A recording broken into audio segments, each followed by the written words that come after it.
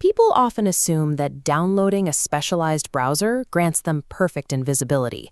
They imagine a mathematical fortress where law enforcement simply cannot follow. Yet multi-million-dollar ransomware syndicates and sprawling illicit marketplaces fall apart on a regular basis. If the encryption is virtually unbreakable, the operators relying on it shouldn't keep ending up in federal prison.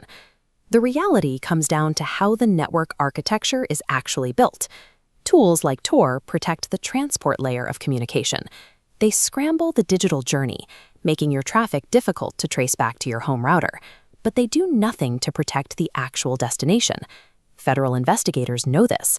They don't waste years trying to brute force sophisticated encryption protocols. Instead, they wait for the inevitable moment when digital anonymity has to step out of the browser and interact with the physical world. The most obvious physical intersection happens in the mail. Whether someone is buying stolen credit card data on a flash drive or ordering weapons parts, a physical object still has to travel through a physical delivery network.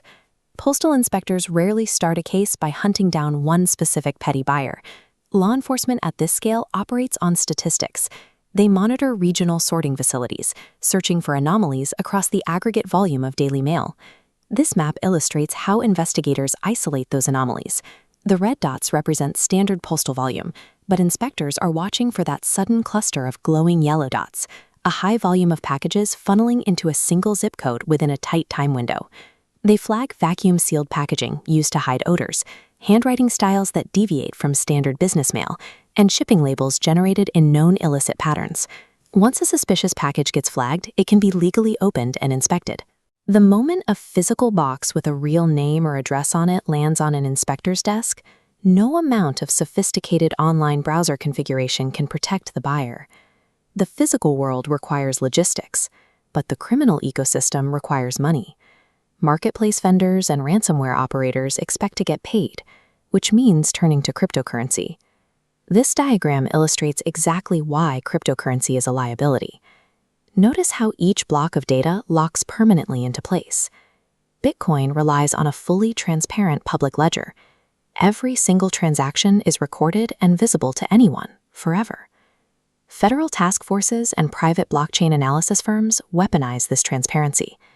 By working backward from a single transaction node, specialized units trace the flow of money through highly complex webs of intermediary wallets and tumbling services, meant to scramble the digital trail.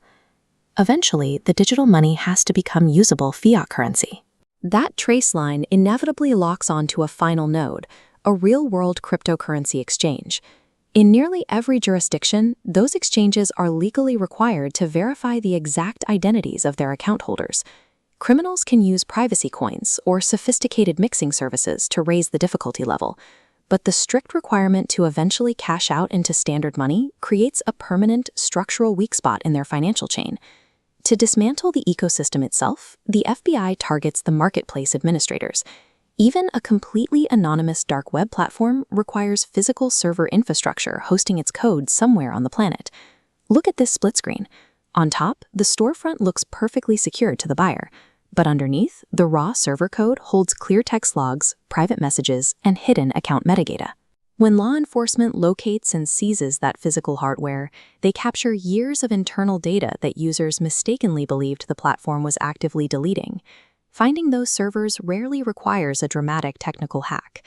It almost always stems from human error. An administrator reuses an old password.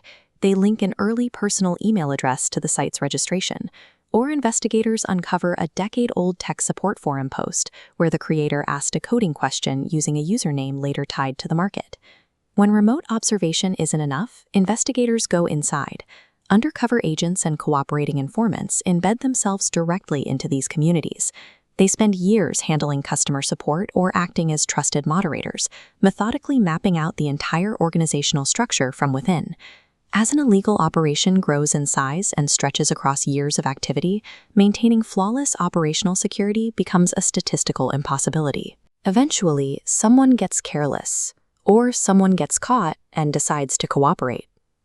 A marketplace disappearing from the dark web signals the start of a forensic analysis phase that can stretch for years.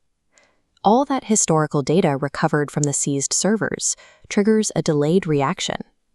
Vendors and buyers who haven't logged in for years suddenly face federal charges based entirely on transaction logs, detailing activity from long before the takedown ever made headlines.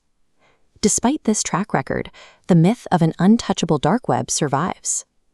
It persists due to a fundamental observation bias. The operators who successfully evade capture remain quiet and invisible by definition. Meanwhile, the devastating failures and high-profile server seizures are the only parts the public sees. Dark web technology undoubtedly raises the cost and complexity of a federal investigation. But digital criminals still have to ship physical packages. They still have to cash out on transparent public ledgers, and they are still human beings prone to making mistakes. Against a determined, well-resourced adversary, perfect indefinite anonymity is an impossibility.